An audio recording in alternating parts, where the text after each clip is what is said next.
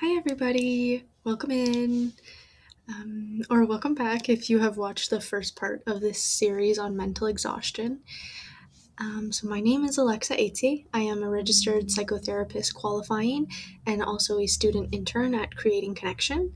So, thanks for joining today's webinar on information overload when your brain never gets a break. So, this webinar is the second part of a three-part series on mental exhaustion.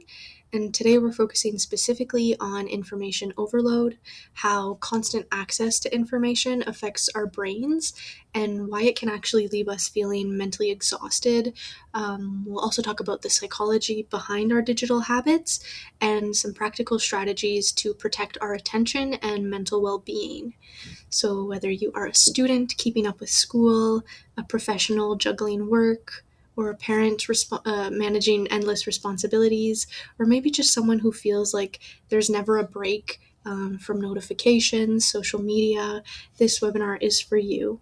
So, information overload can affect anybody, but it can also be especially challenging for teens and young adults who have grown up constantly connected in this digital online world. And my hope is that today's webinar helps you understand why your brain can feel so overwhelmed. And also, I hope it gives you some practical strategies that you can use to build a healthier relationship with technology. And before we get started, there are just a few disclaimers. So, this webinar is for educational purposes only, and it's not a substitute for psychotherapy, counseling, medical advice, diagnosis, or treatment. And as we're discussing information overload, mental exhaustion, stress, our relationship with technology, you might find that some of this content resonates with your own experience. So, throughout the webinar, there's also some self reflection activities, so you can participate in whatever way feels comfortable for you. And if you need to take a break or you need more time for the activities, you could just simply pause the video and come back to it when you're ready. And I'd also encourage you to approach this presentation with curiosity instead of judgment. Many of the habits that we're going to discuss, like checking our phones and scrolling social media, or even just seeking information, these are common human responses to stress, to boredom, to uncertainty, and also the demands of modern life. And so the goal isn't necessarily to criticize these behaviors, but to better understand them and explore ways to protect our attention and our mental well being. So, I'm just going to briefly introduce myself. My name is Alexa. I am a registered psychotherapist qualifying and a therapist intern at Creating Connection. And I'm currently in the process of finishing up my graduate diploma in psychotherapy through the Université de Hearst. And in my role, I support children, adolescents, and adults who might be navigating different challenges like anxiety, stress, low mood, low self esteem, maybe life transitions, or some other mental health difficulties. And before I came into psychotherapy, I've had opportunities to work in different helping community focused roles.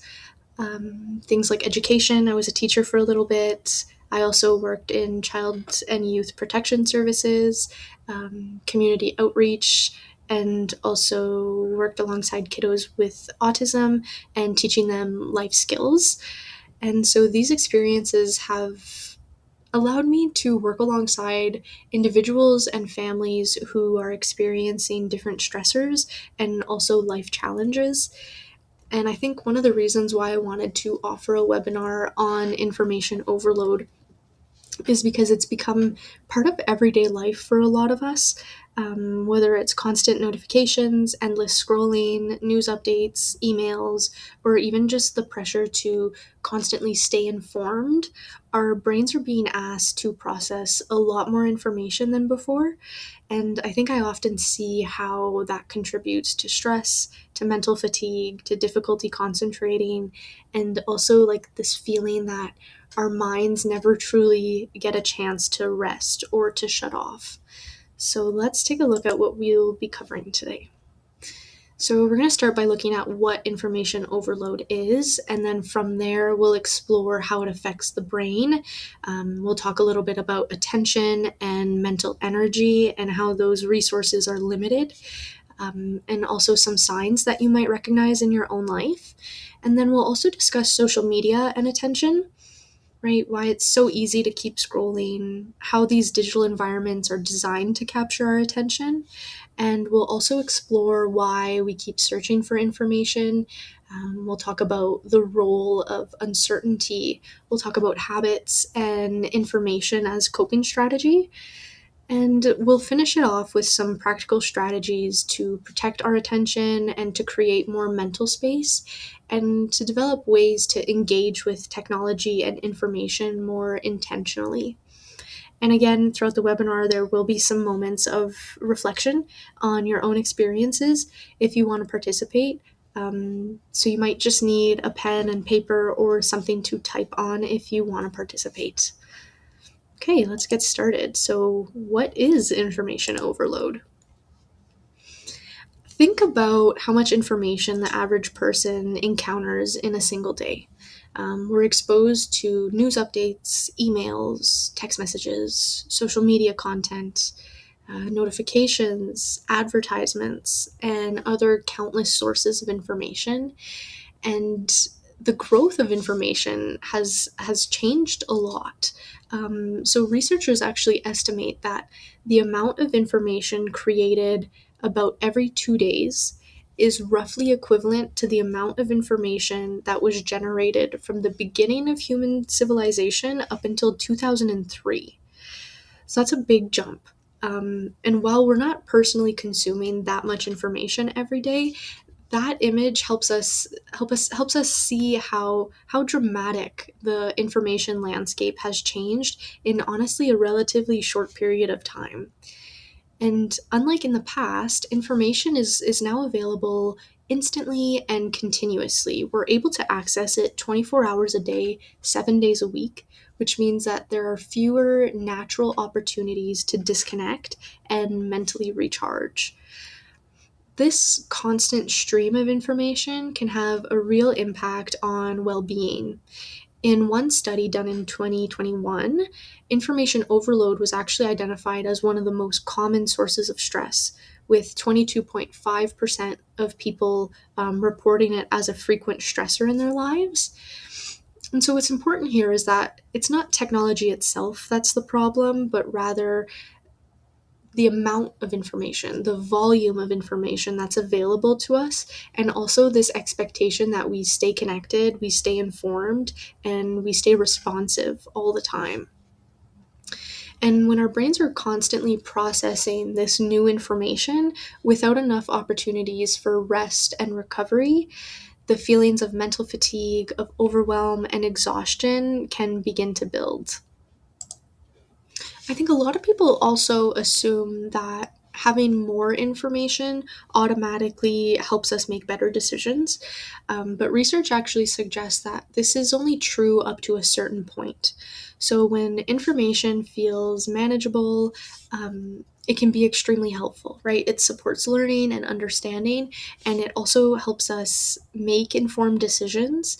And in this state, we can identify what's important. We can filter out what is not important, and we're also able to use information effectively. The challenge happens when the amount of information goes above our ability to process it. So instead of improving our decision making, too much information can actually have the opposite effect. So we might actually struggle to identify what is most relevant, feel overwhelmed by different messages, competing messages, or even spend so much time gathering information that it becomes so difficult to actually take action. Researchers describe this as information overload, right? This state where the volume of information is above our capacity to process it. And so when that happens, decision quality can decrease, cognitive fatigue can increase, and a lot of people might also experience more stress and difficulty concentrating. And that's why more information is not always better. The goal is not to consume as much information as possible, but to consume information in a way that is manageable, meaningful, and also aligned with our needs. It's also important to recognize that our brains were not designed for the amount of information that we encounter today. So, for most of human history, information was relatively limited and it arrived at a much slower pace. But today, we have access to a pretty much endless stream of information at any given moment of the day. So the challenge is that our brains have limits. Working memory, right, the mental space that we use to hold and process information, can only manage so much. So when information goes above that capacity, that's when it's harder to organize the information, to understand the information, and also retain what we're taking in. So it doesn't mean that there's something wrong with us. It's simply a reflection of how the human brain works and how it was designed.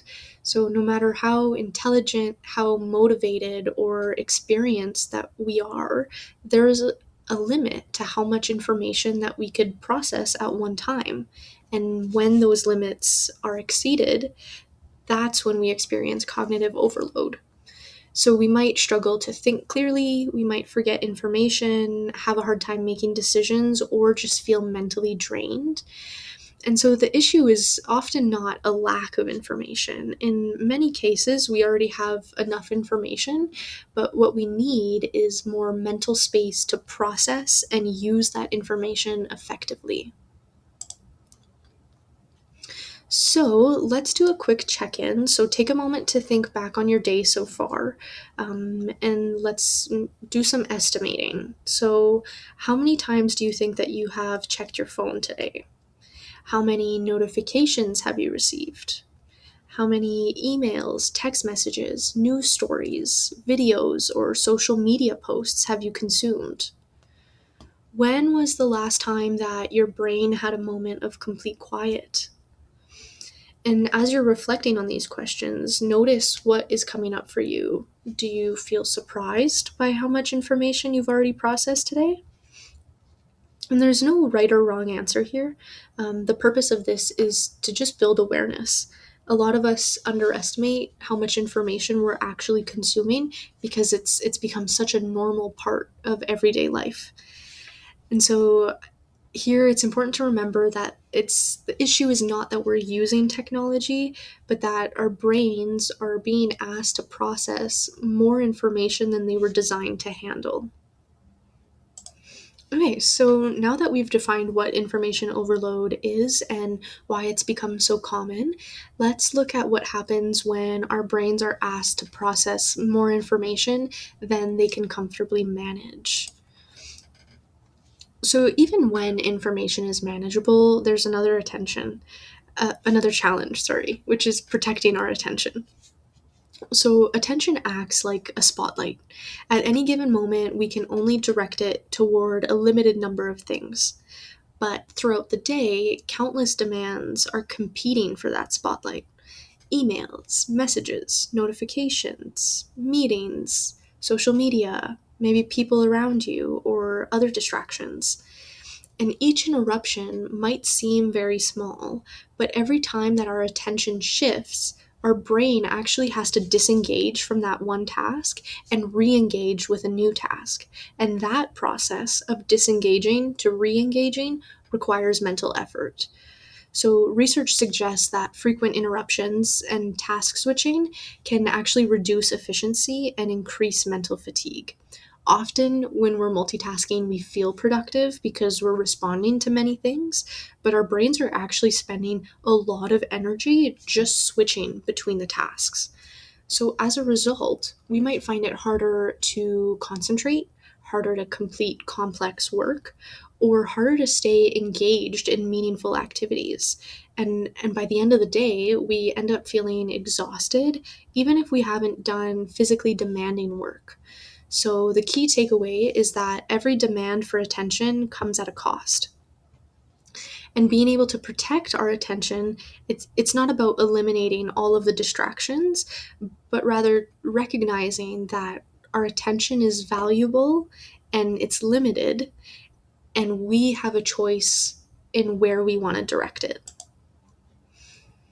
And so, when the amount of information that we're exposed to goes above our brain's ability to process it, it affects how we think, how we focus, and how we function.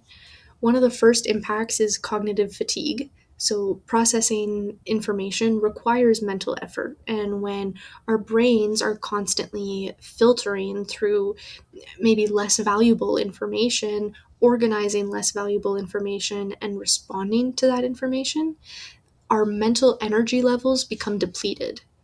So, information overload actually creates a sense of mental clutter. Instead of having a clear focus, our attention becomes divided across multiple pieces of information, which makes it harder to prioritize what actually matters.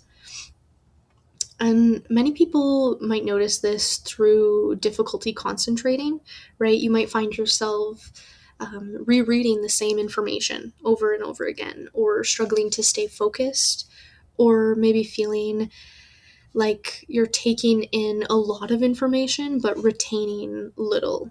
So, over time, this actually affects your productivity. The issue is not necessarily a lack of motivation or a lack of ability, but it's that our brain is spending more energy managing these information demands instead of using that information for deep thinking, for problem solving, or for completing tasks. So, our memory and our decision making abilities can also be affected, right? When we have too much information competing for these cognitive resources that are limited, it becomes harder to organize information, harder to remember information, and also how to use information effectively. So, again, information itself is not harmful. The challenge happens when the volume of information goes above our brain's ability to process it. And at that point, more information doesn't make us more effective, it actually makes our thinking less efficient. All right, so at this point, we've talked about how information overload affects our brain. And so now let's make it a little bit more personal and think about what this might actually feel like in everyday life. So, information overload doesn't always show up as feeling obviously overwhelmed. Sometimes it appears in smaller ways that we might not immediately connect to having too much information coming in. So you might notice difficulty focusing on a task, or feeling like your attention is constantly being pulled in different directions, or maybe experiencing brain fog, right? That feeling of being mentally tired, scattered, or unable to think as clearly as usual. And another common experience is forgetfulness. So, when our brain is trying to manage so much information at once, it becomes harder to hold on to the details, harder to organize thoughts, and harder to remember what we were doing.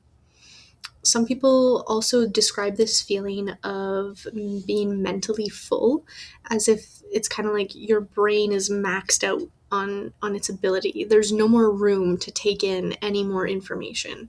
Even if the day wasn't necessarily physically demanding, the amount of mental processing that was required leaves us feeling exhausted.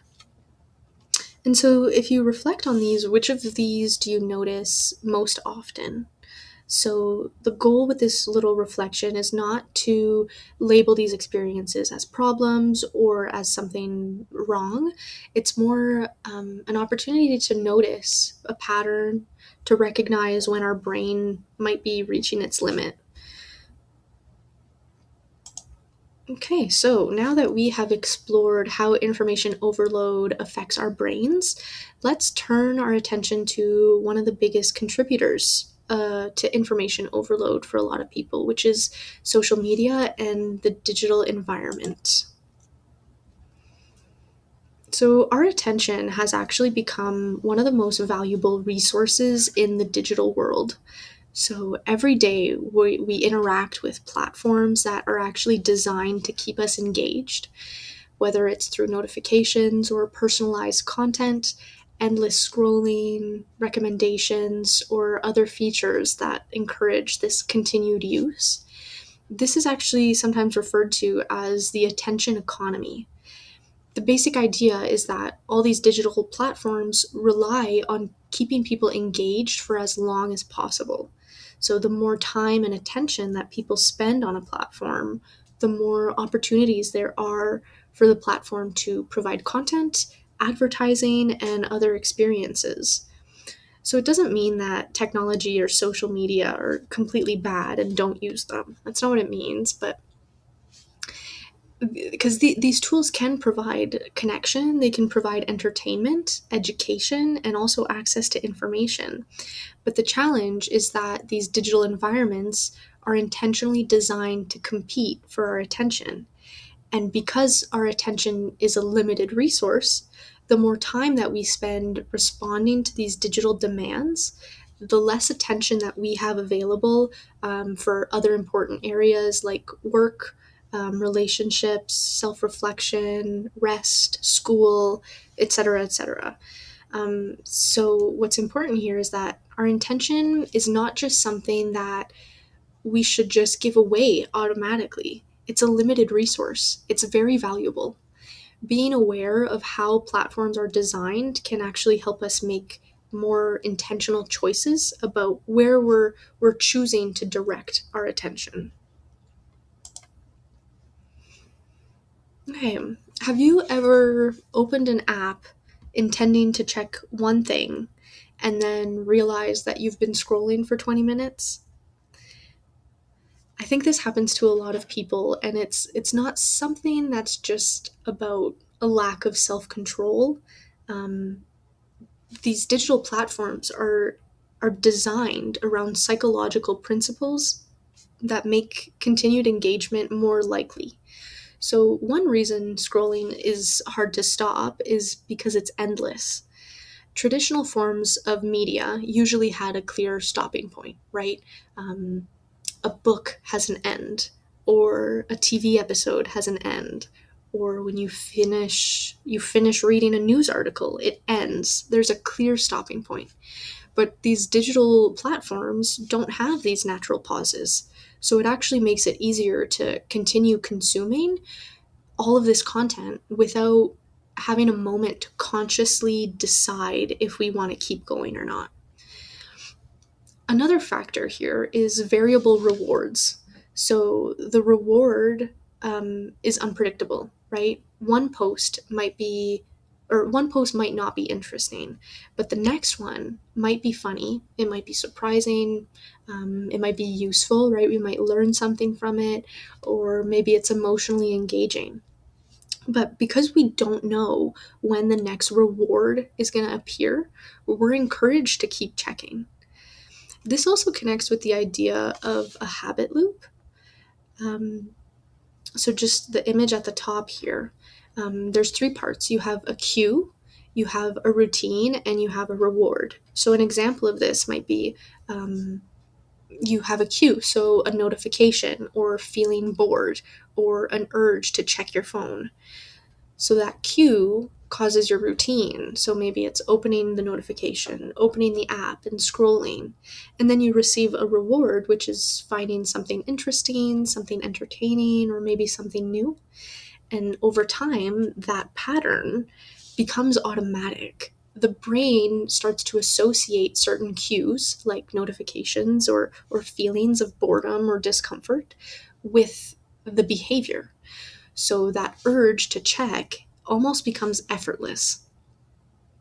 This is actually similar to the psychology behind slot machines, right? You have these unpredictable rewards and it encourages the behavior. So that uncertainty of, oh, maybe the next one will be good is part of what keeps people engaged and playing or scrolling. And so, what's important here is that these scrolling habits are influenced by how these digital platforms are designed.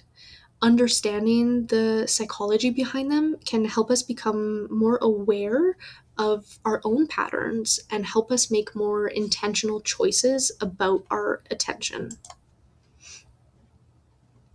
So, we've talked about how much time we spend online, but what we're consuming matters just as much. So, an example of this might be doom scrolling, right? I'm thinking of like when we're scrolling through negative news or upsetting content, and even when we notice that it's making us feel worse, we still continue scrolling.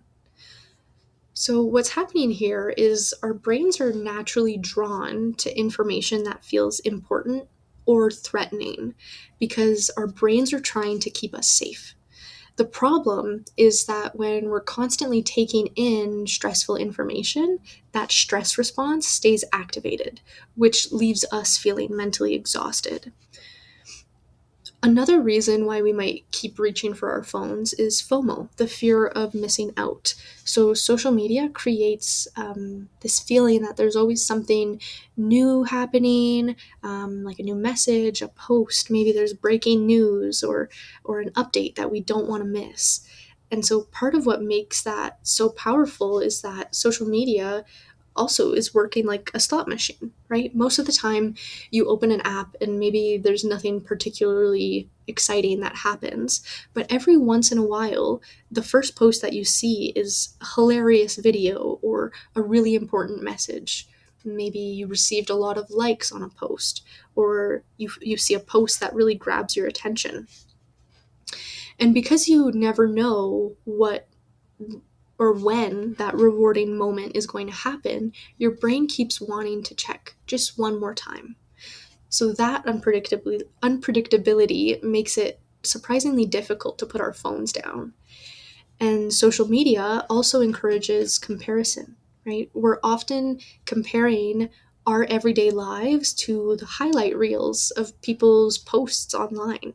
Over time, this can cause us to feel like maybe we're falling behind or feelings of not being good enough, even though that the information we're seeing is small, carefully selected, intentionally chosen parts of someone else's life.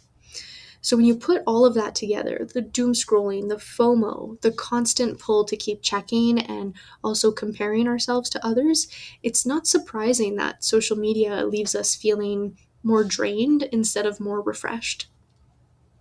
Many of us might open an app because we want a quick break, but we end up closing it and we feel maybe more stressed or more overwhelmed or more tired than when we started. So I want you to think of the question at the bottom here. Have you ever opened social media for a break, but noticed that you actually felt more drained afterwards? What do you think maybe contributed to that feeling? If you need more time to answer, feel free to pause the video.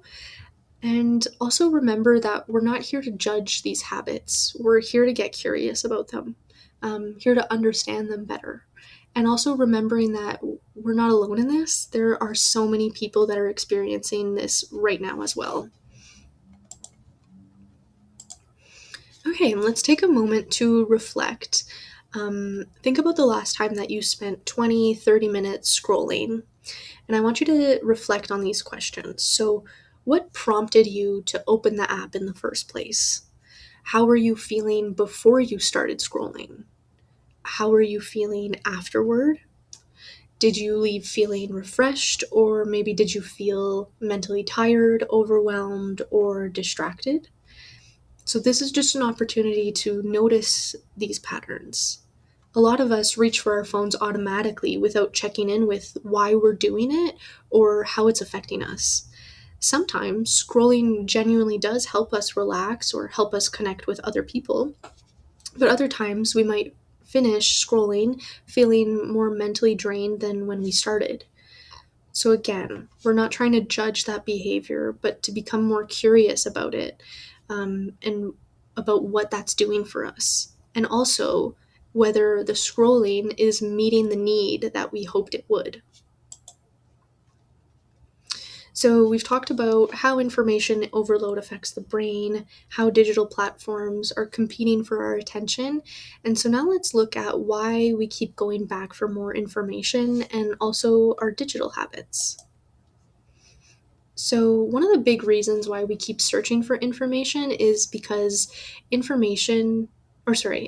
because uncertainty is uncomfortable. Our brains are constantly trying to make sense of the world around us, and from a survival perspective, being able to predict what happens next helps us prepare, it helps us make decisions, and it helps us respond effectively. So when situations feel uncertain or unpredictable, the brain treats that lack of clarity as something that it needs to resolve. So this doesn't mean that our brains need to know everything, but instead we're naturally drawn towards information that helps us create this sense of understanding, a sense of control, and a sense of predictability. So when we're feeling uncertain, searching for information can temporarily reduce that discomfort. Looking things up, catching or checking updates, reading more opinions, or maybe monitoring what's happening online, it can create this feeling that we're becoming more prepared. And digital environments make this process more easier than ever. Social media, news platforms, and online searches provide constant access to information and social cues that we can immediately check what's happening. We could see what other people are saying or look for answers when something is unclear. But the challenge is that more information doesn't always create more certainty. So sometimes searching actually provides temporary reassurance, but then we have new questions that develop. New information becomes available, or we start noticing new possibilities. So this creates a cycle, right? We feel uncertain, so we search for new information. We feel a temporary relief, but then we develop more questions, so we feel uncertain again. So then we start searching, we get that temporary relief, and then the cycle continues. Um, so, an example of this might be someone who repeatedly checks the news during a stressful event. Someone, they might like refresh social media for updates or continue researching a decision even after they already have enough information to act. So, the goal here is not to. It's not to completely avoid information. Information is helpful and it is necessary. The key is recognizing the difference between looking for information to solve a problem and looking for information to escape the discomfort of uncertainty. So again, sometimes we're not actually looking for more information. Sometimes we're looking for the feeling of certainty for safety. Um, and if searching gives us a relief, it also makes sense that information could also become a coping strategy. So we often think about scrolling, checking the news, or searching things online, sometimes as bad habits, but sometimes these behaviors have a purpose. Many digital behaviors are actually ways to manage uncomfortable experiences like stress, boredom, anxiety, or uncertainty. So, when we're feeling stressed, we might reach for our phone and start scrolling because it provides a quick distraction. And maybe when we feel anxious, we might check the news or search for more information because knowing more can temporarily make us feel more prepared or make us feel more in control. But the challenge is that these strategies often provide short term relief, but they don't always address the underlying feeling. That discomfort might come back, which would lead us to the same behavior again. So this connects to what we were talking about with uncertainty. Our brains are naturally trying to reduce discomfort and create a sense of predictability. And since online information is always available, it becomes an easy tool to trying to regain that feeling of control. But the important distinction is that information seeking, right, searching for information, can be helpful when it supports problem solving, right? Like researching something before making a big decision can be useful. But when we're repeatedly checking, repeatedly searching or scrolling, mainly to escape these feelings that are uncomfortable, the behavior might become less about gaining information and more about regulating an emotion. So, a lot of these digital habits aren't random and they're actually attempts to meet a need. So, the question now becomes, what am I actually looking for right now? Am I looking for more information? Am I looking for maybe reassurance? Am I looking for distraction or maybe relief from an uncomfortable feeling? Okay, so now I'd like you to think about the last time that you instinctively reached for your phone and try completing this sentence. So, the last time I reached for my phone, I was probably looking for, maybe you were looking for a distraction, the feeling of reassurance, certainty, connection, entertainment, relief from stress, or simply something to do because you were bored, or maybe something else. So take a minute to reflect on what fits best for you. And we can also shift from moving away from asking, why do I keep doing this? And instead start asking ourselves, what need was I trying to meet by doing that? Right? What was the function of me checking my phone? What was the point of it? Most habits actually develop because they serve some kind of purpose, right? They help us manage boredom, uncertainty, loneliness, stress, or even difficult emotions, even if it's only temporary.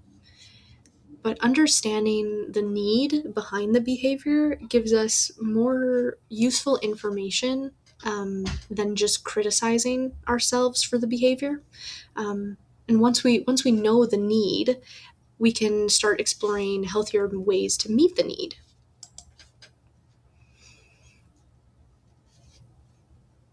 Okay, so at this point, some people might start recognizing their own patterns. You may know that scrolling or checking updates or constantly searching for information is leaving you feeling more tired or overwhelmed, but awareness alone doesn't always change behavior. So, research on habits actually shows that repeated behaviors can become automatic over time. So, habits develop when we repeatedly perform the same action in the same context, which creates a strong connection between a cue and a behavior. So, an example, a cue might be you're feeling bored or you just finished a task. Maybe you received a notification or you're feeling stressed. Maybe you had a few moments of downtime. And over time, the brain learns that when these things happen, I do this. So maybe it's I start scrolling or I look for information. So the behavior starts happening with less conscious thought or decision making.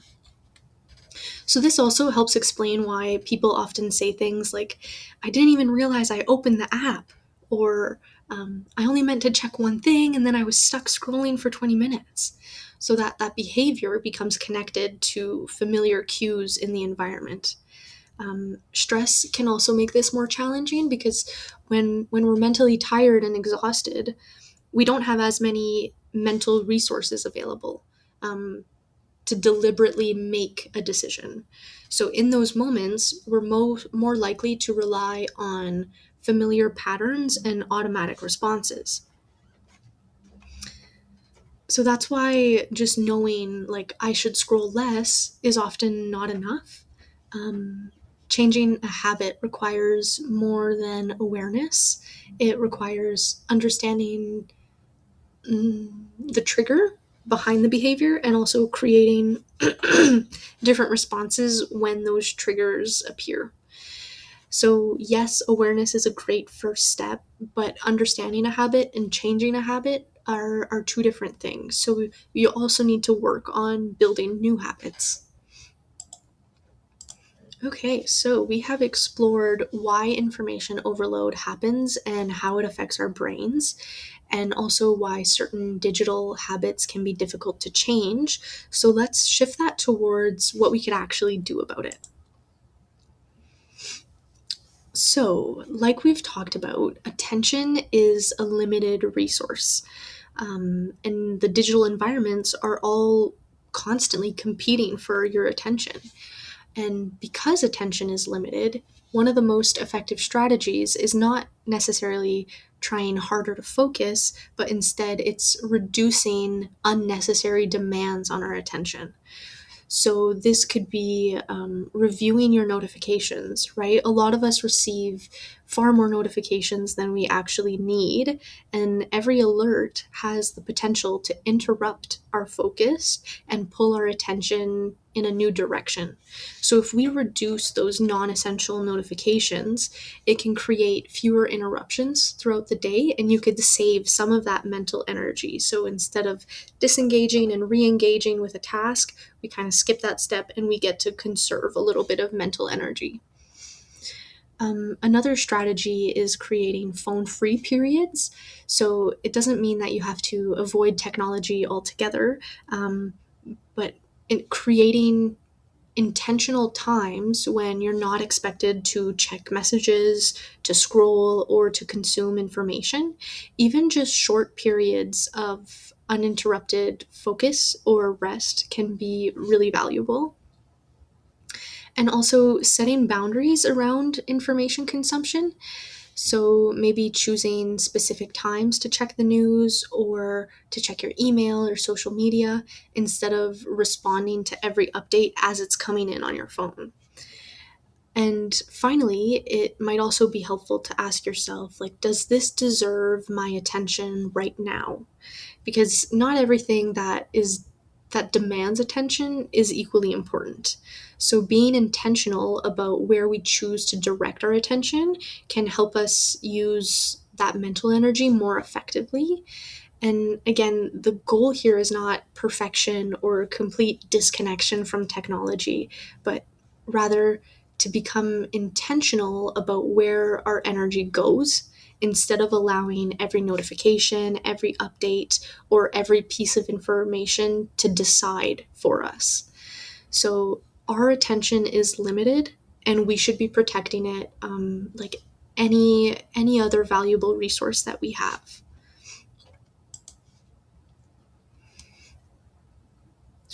Another next step is creating opportunities for recovery. So, a lot of people think of rest as just stopping work, but recovery involves a lot more than just not working. Recovery happens when we give our brains time and space to replenish the mental resources that they've exhausted throughout the day.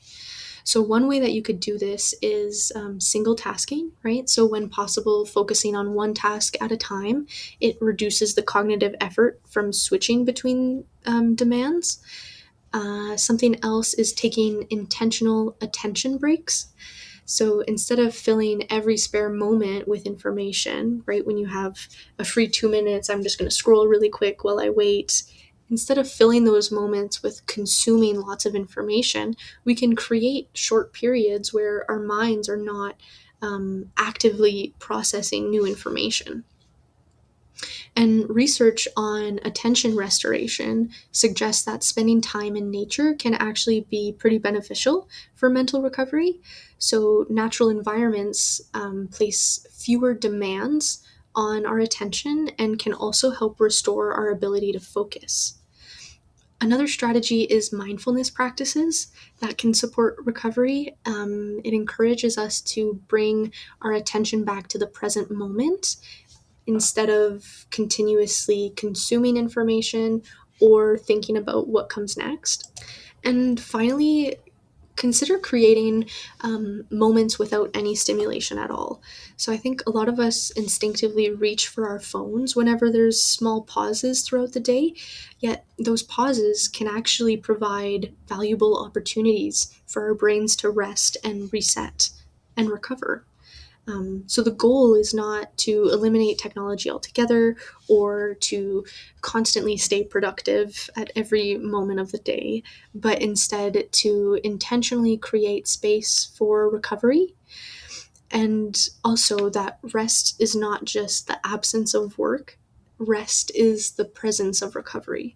So sometimes the most helpful things that we could do for our brains is to just give them less to process.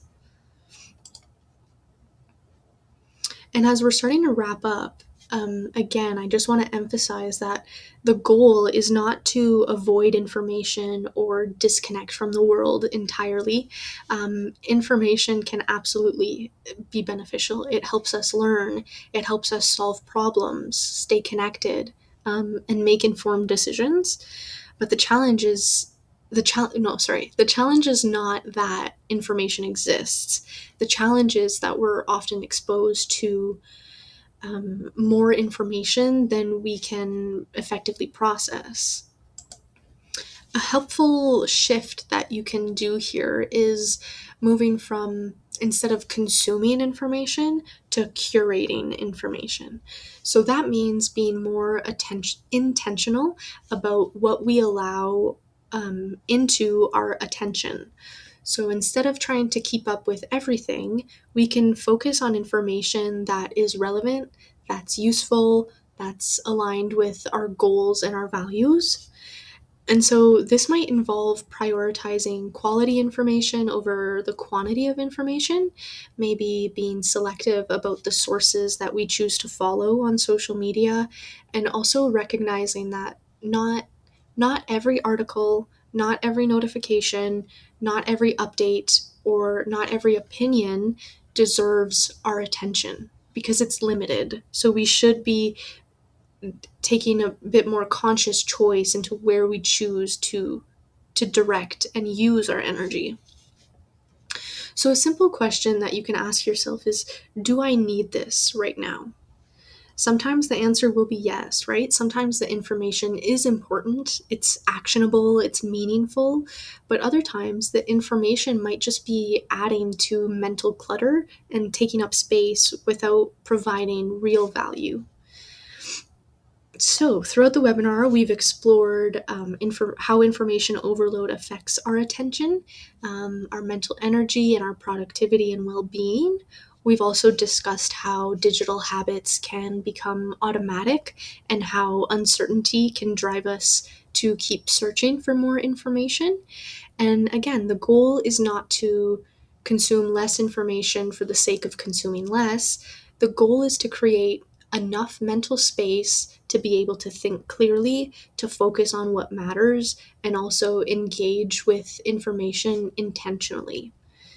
So, information and technology themselves are not the enemy. The goal is not to completely disconnect from the world, but instead to create enough mental space to engage with information and technology intentionally instead of automatically and constantly. So, this is our final reflection activity. So, I'd like for you to take a moment to think about some of the different sources of information that you regularly consume. So, you'll see a list of common information sources like the news, email, social media, podcast, YouTube, etc. And as you're going through this list, ask yourself, does this generally add value to my life? Is it mostly neutral? Or maybe does it tend to leave me feeling mentally drained or stressed or overwhelmed? And as you're reflecting on this, remember that it's not about labeling the sources as good or bad, right? The same platform can be energizing for one person and be completely exhausting for someone else. But just think about your own experience. Which sources help you learn, help you connect, or help you feel inspired? Which ones maybe contribute to that stress, the comparison, distraction, or mental clutter? And once you begin identifying those patterns, you can ask yourself, what deserves my attention? And what is one small change that I can make this week? Right? Maybe it's just reducing the notifications that you allow on your phone, or maybe checking the news less often, unfollowing accounts that don't add value, or even creating phone-free periods throughout your day. So the goal is not to consume as little information as possible.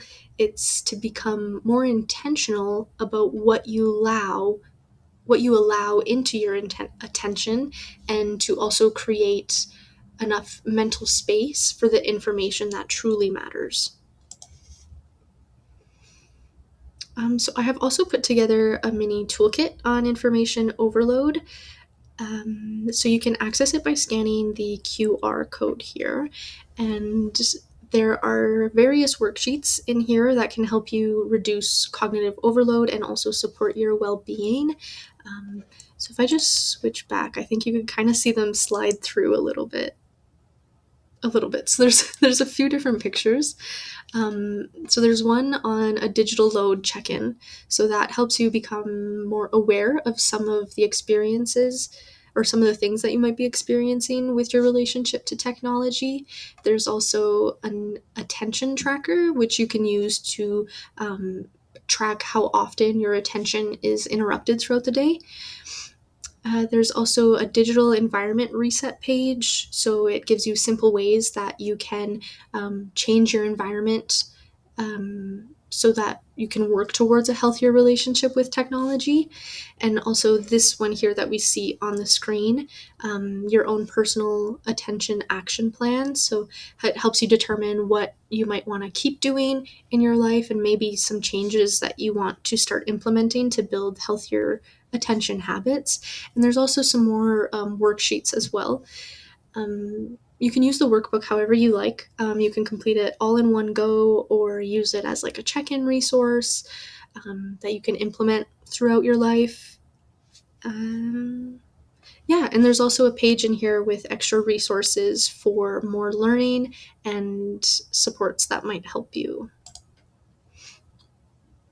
Okay, so just a few key takeaways as we finish up here. So information overload is about the volume and not the technology, right? So the challenge is that the volume of information that we encounter today often goes above what our brains can comfortably process.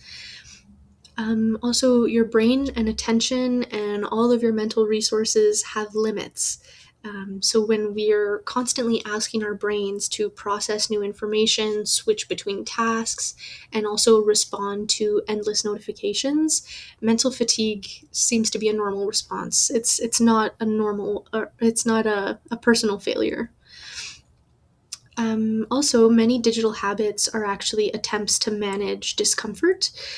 Um, so, whether you're scrolling because you're bored or checking the news because you're anxious, these behaviors are often attempts to manage those tough emotions, or also to regain a sense of control. So, understanding the function of these habits allows us to respond with curiosity instead of self criticism. Also, protecting your attention and creating opportunities for mental recovery. It's one of the most important things that you can do for your mental well being. So, small changes like reducing notifications, phone free periods, spending time without constant stimulation can help create the mental space that our brains need to recover. And also, shifting from consuming information to curating information.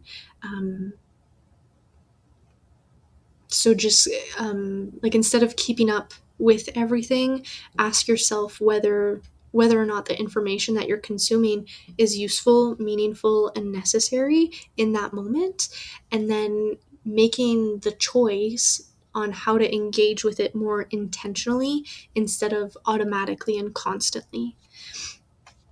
Okay. So, thank you all for joining today and learning more about information overload. Um, if you missed our first part of the series, it is also on YouTube. It is called I'm Always So Exhausted, Understanding Burnout. And we also have an upcoming webinar on July 30th at 12 p.m. on understanding the mental load and overthinking. And I also just want to take a second to acknowledge that taking the time to pause and reflect on our relationship with technology and information is meaningful in a world where we're constantly encouraged to stay connected, informed, and available. Creating moments to check in with ourselves is something that can easily get overlooked. Um, and remember to be patient with yourself as you're going through this. And as you might experiment with small changes, protecting your attention, creating moments of mental quiet, and becoming more intentional about what you consume can all make a meaningful difference over time. And so, thank you again for being here and taking the time to invest in your own well-being. I wish you all the best, and I hope you have a wonderful rest of your day. Thank you.